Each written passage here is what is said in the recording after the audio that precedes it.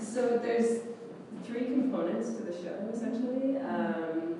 There's work about a meteorite, work about the idea of a type of ship camouflage called dazzle camouflage, and then work that revolves around sort of the look of things that are hooded or wearing those costumes.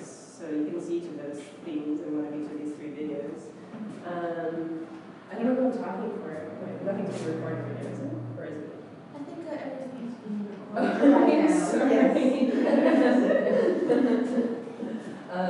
So this piece is called Puri, first sees Anagito. So Puri, that is the name of the character that's on the screen. So he was an Arctic explorer named Robert Peary, American, who was one of the Americans in the 19th century who was looking for the polar north, the Arctic Circle. And during the course of that search, ended up going to Greenland multiple times.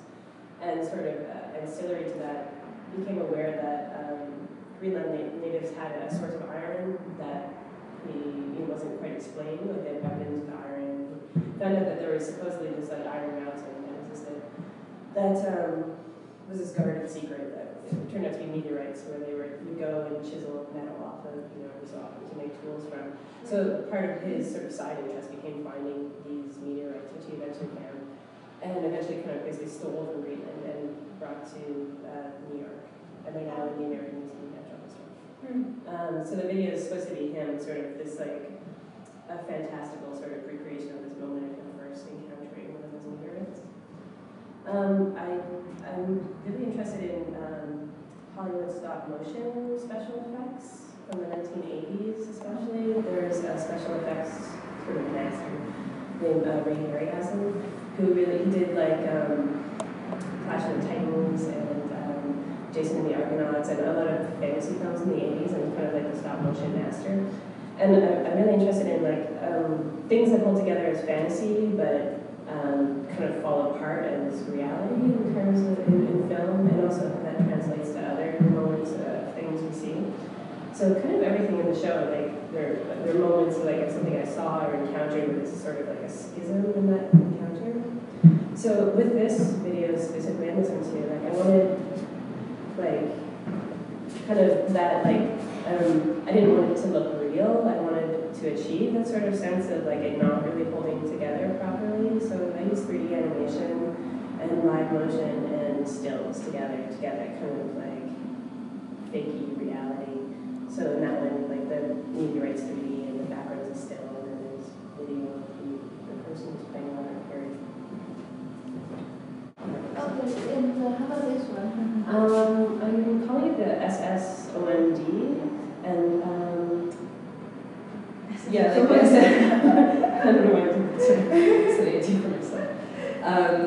So around World War I, sorry, am I missing something? SSOMD? Yeah, like SS, like when you say the name of a boat, you like HMS something or SS. So SS is just an acronym for steamship. Like Okay.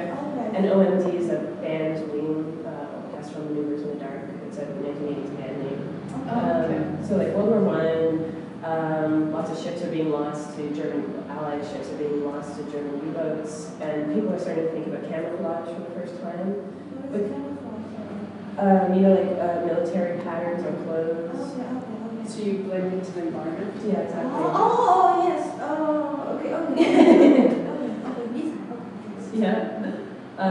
Which is funny to think about that. People didn't do that before, but then if you think about it, like in war, it used to be like, we're red and you're blue, and it wasn't about hiding, right? It was about killing each other because you could see each other. Anyway, so people are just starting to develop this sort of research around how you hide things. So there's the kind that we think about, like where you're blending, but then also this, people start thinking, okay, well with boats, you can't ever camouflage a boat, so it's always hidden because conditions change so much.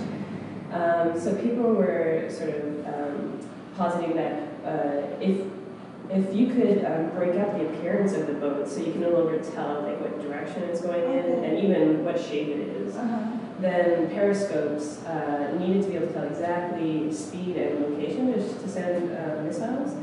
So if you confuse that ability, then that wouldn't be as useful, was the idea. So they started developing like kind of very abstract geometric patterning around the same time that that's happening in art too. There's this interesting interplay going on. You have like women who are doing the war at the Royal Academy, you know, working, designing these boats, and then they're being translated into like scaled up and painted onto actual boats.